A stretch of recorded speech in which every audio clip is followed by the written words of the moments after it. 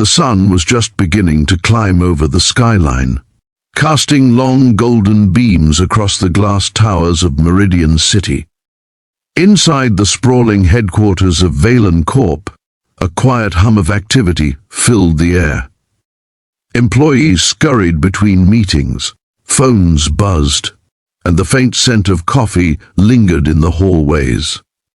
But amidst the bustle, one man moved silently, unnoticed, his mop swishing across the gleaming floors, his janitor uniform blending into the background of corporate opulence.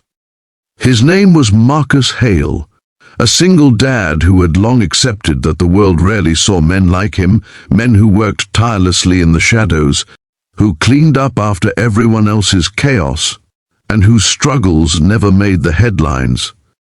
Today, however, would be different. Today, Marcus would change everything, though he didn't know it yet. Marcus's mornings were a delicate routine.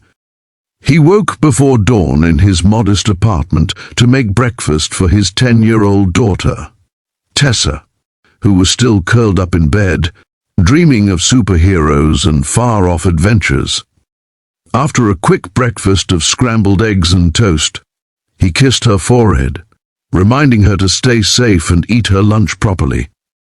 Then, with a weary sigh and a silent prayer that his health would hold out, he caught the bus downtown.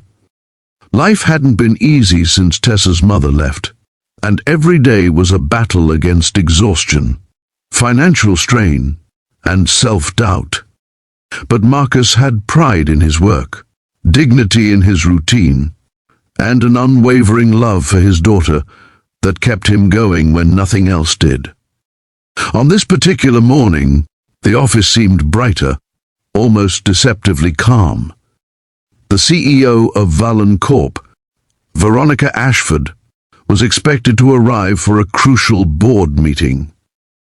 Veronica, a woman in her late 30s, was known for her sharp mind, ruthless business tactics, and impeccable style. She commanded respect wherever she went, but she rarely noticed anyone outside her immediate circle. To her, janitors, assistants, and clerks were background noise, necessary, yet invisible. Marcus had seen her from afar countless times, the way she strode through the office in designer heels, phone in hand, eyes always scanning for the next deal or crisis. He had always respected her authority, but never imagined he would one day risk his life for her. The first moments of the morning passed uneventfully. Marcus pushed his mop across the marble floors, methodically cleaning as he watched the city awakening through the giant windows. Then, just as Veronica stepped into the main lobby, the unthinkable happened. A loud bang shattered the calm. Panic erupted like wildfire.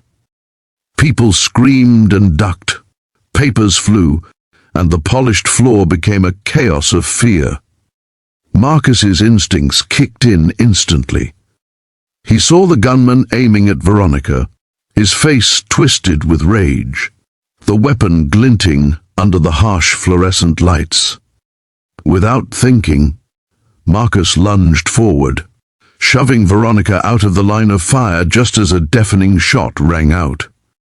Pain seared through his shoulder and chest, and he crumpled to the ground, blood soaking through his uniform. Veronica screamed, frozen in terror, as Marcus whispered a weak but resolute, "It's okay. Stay down. If you believe in kindness and second chances, and that heroes come in unexpected forms, please hit like, comment, share, and subscribe to our channel, Kindness Spark." Today's story is one that will stay with you forever. The office was a whirlwind of chaos. Security tackled the shooter, employees screamed and called 911, and the city's police arrived within minutes. Veronica knelt beside Marcus, cradling his head in her hands trembling as she tried to staunch the bleeding. "Marcus, stay with me.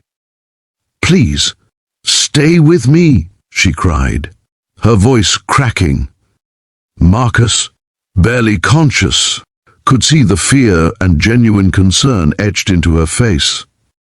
The irony wasn't lost on him. The woman he had spent years watching from a distance, someone who had never once acknowledged his existence beyond polite nods, now fought desperately to save his life. The ambulance ride was a blur. Marcus's vision flickered between the sterile white of the hospital ceiling and Veronica's anxious face. He could hear Tessa's laughter in his memory, feel the warmth of her tiny hands, and it gave him the strength to fight through the pain. The doctors worked quickly, stabilizing him and performing emergency surgery. Veronica stayed by his side the entire time, refusing to leave even when urged by hospital staff.